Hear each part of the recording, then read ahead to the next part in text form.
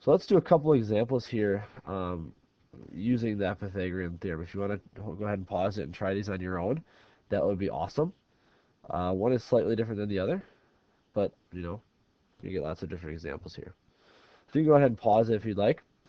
Um, Otherwise, let's start by labeling these. I'm going to say the smallest to largest, A, B, and C. You have C right there. You can do that on here right away. Smallest to largest. This is our A this time. This is our B, and this is our C. Again, the largest one is always opposite of the right angle. So we know that that's always going to be our C. So in example 1 here, A squared plus B squared, so it's 4 squared plus 6 squared equals C squared. Alright, 4 squared is 4 times 4, that's 16. 6 squared is 6 times 6 is 36. If I add those two together, 36 plus 16 is actually going to give me 52 equals C squared. And now to solve it, I can take the square root. Always finish it with the square root if you're trying to find the missing variable. And I'm going to get C by itself equals, I don't know what the square root of 52 is. I don't even know if that's going to be a whole number. So what I can do is I can take a calculator and I can check 52, hit the square root symbol, 7.2. So that's a long number. I'm going to approximate it, round it to 7.2. All right. Now let's go back and do the second example. You notice something different about this one. In this one, we have the C. We've been finding the C in the last ones. This time we're finding the A. So I'm going to leave that as A or x squared. The B is 24, so 24 squared, equals C squared, which is 26 squared. So it's a little bit different in that the part that you're trying to find is not the C. This time we're finding the A, which is fine. We can do it. So we have x squared plus 24 squared. I'm going to have to use a calculator for that. 24, and I can use the squared button, is 576 equals 26 squared, which is 676. Well, that's easy, because what I want to try to do is solve for x, and to do that I have to first get rid of this plus 576 by subtracting 576. And the reason I say it's easy is because this cancels out to you have x squared all by itself, and this becomes 100. Now I can take the square root to get x by itself, and I get x equals 10. Nice.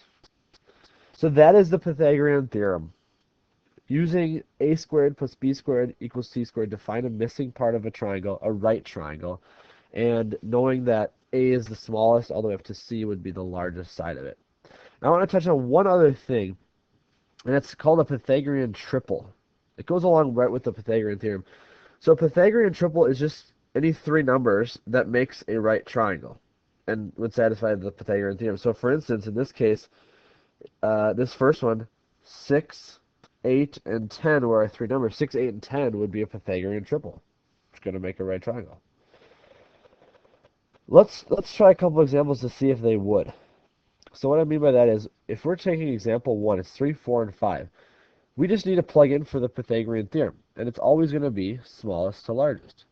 So this is our A, this is our B, this is our C. So let's say 3 squared plus 4 squared equals 5 squared. And I don't know if it is yet, so I'm going to put a question mark here. But our goal is to check to see if it is. So 3 squared is 9, plus 16, 4 squared is 16, that's 25. 5 squared is 25, so 25 equals 25. Yes, it is. So yes, this would make a right triangle. It's a Pythagorean triple. Let's try a second example. 10, 11, 12. So it still goes smallest to largest. So I'm going to say 10 squared plus 11 squared. And I want to know if that equals 12 squared. I know 10 squared is 100. I also know these two. 11 squared is 120. 21. That adds up to 221. I also know that 12 squared is 144. So what I see here is that these are not equal. So it is not a right triangle.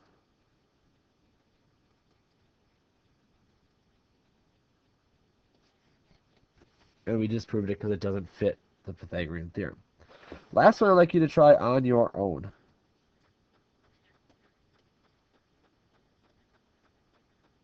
So pause it. Try number 3 on your own. All right. Hopefully I didn't stump you. But these are in a different order, and we still want to do smallest to largest for A, B, and C. So in this case, 9 is our A, 12 is our B, and 15 is our C because it's smallest to largest.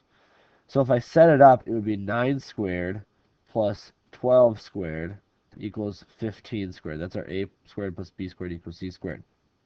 And that would be 81. We said this is 144, and I think this is 225. So I add 81 and 144. 5, 12, 225.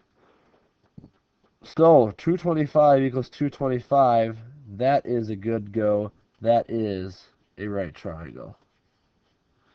So there's a Pythagorean triple for you, as long as you're using the correct order. Now some might ask, why can't you just say A plus B equals C? Well, if you check here, 9 plus 12 does not equal 15, but 9 squared plus 12 squared does equal 15 squared, and that would make a right triangle.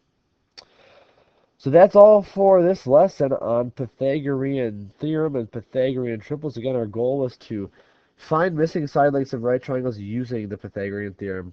And I think we did that. And again, here's a picture that'll help you utilize the Pythagorean theorem next time. Have a great day, everybody. Onward and upward. Peace.